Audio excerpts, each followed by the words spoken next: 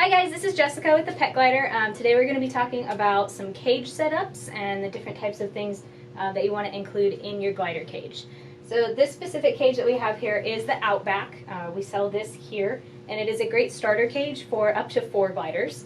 You need to have a minimum 3 feet in height, which this cage is 3 feet tall. It's also almost 3 foot across and about 2 foot deep. It comes with the stand here on the wheels and the tray. All that is included in the box when you purchase the Outback cage. But if you were getting any type of a starter cage, you're going to need it to be at least 3 foot tall, so roughly about this size. Bar spacing is another big thing for you to look out for. It needs to be no more than ½ inch in space. So if it was wider, 3/4 of an inch, 1 inch, the gliders can fit their heads through there. So you need to have really tight bar spacing for sugar gliders. Once you have your good glider safe cage picked out, you're going to need to have a wheel, sleeping pouch, glass water bottle, and some toys basically to start out.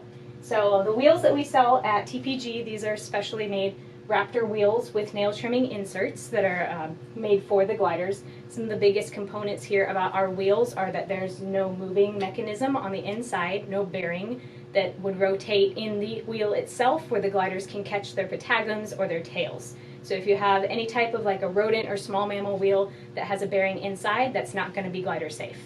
You need to also make sure that there's no cover on the front of the wheel. There are some covers that have holes for gliders to jump in and out of, and those can actually cause spinal injuries, as well as if there's any kind of a bar or anything protruding through the middle of the wheel, they can hit their spine on that. So we need to make sure that the inside of the wheel is completely free of anything that could injure the gliders. So our wheels have a plastic track around them that is glider safe. We also have them available in a stainless steel track, so if your glider chews plastic, you're going to want to get the stainless steel track.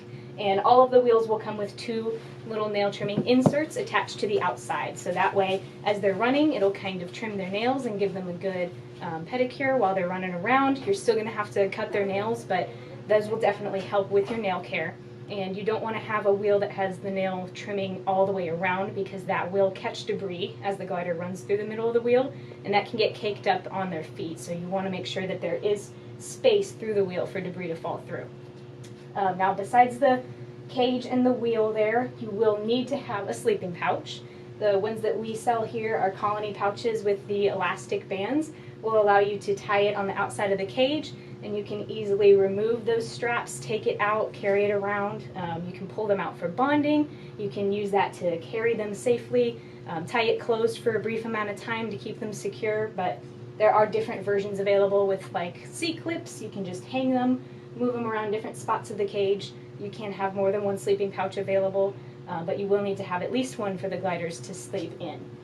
We recommend keeping little binkies, fleece squares inside of the pouch with the gliders, so that's kind of like a little blanket, makes them feel secure, and it keeps their scent on them as well. So when you start to bond with your gliders, you can take them out of the sleeping pouch, you can bring their binky with them, it smells like them, and that's just sort of a comfort tool that will help with some different things. So at the bottom of your cage here, your tray is going to collect debris, mostly food items that have fallen and waste materials. You can either use a disposable tray liner or a reusable one. So we have here custom tray fleece liners that we make at TPG, and you can kind of take that out, shake it off, wash it as needed, put it back in there.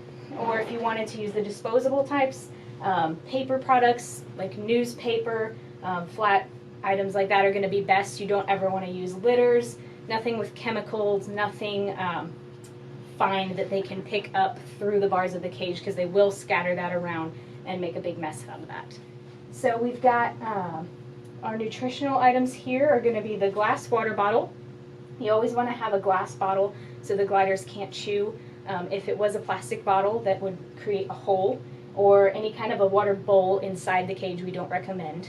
The gliders can drown in water, so glass water bottle is going to be your safest option.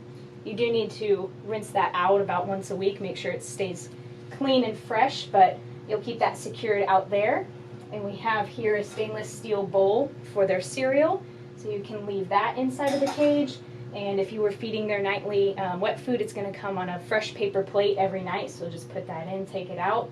You'll have some room on the bottom of the cage for those things, and then you can hang some different toys around the cage keeping in mind if the gliders are up here playing around, you want to position their food in a good spot underneath of that. But we have some different toys around here, so it's very important that every cage has a wheel in it. Because they're high energy animals, they need to be able to run on that wheel, get out a lot of their energy. And then the other kinds of enrichment pieces we have here are just extra stimulus for the gliders.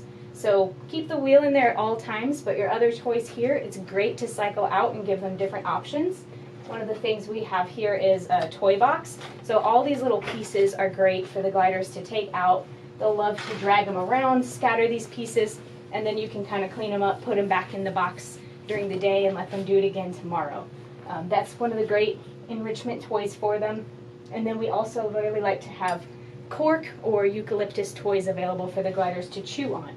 So that's going to be a natural item that they have an instinct to chew, and they really appreciate having those things in there. If you get some of our eucalyptus toys, they can kind of peel the bark, which is an activity that they would do in the wild, so those are good for them as well. And any of our toys that come with a cup on them, this is called a foraging item. So you can use those cups to hide mealworms, yogurt drops, different kinds of treats, and that stimulates their instinct to forage for their food, sniff around, keeps their mind active. So those are really awesome things to have. We have a few fleece pieces in here, the bridge toys, the ropes that they can just kind of climb around on, play with. They really like these little dangly objects. Loops, they love to run through these rings. They try to carry them into their pouches sometimes.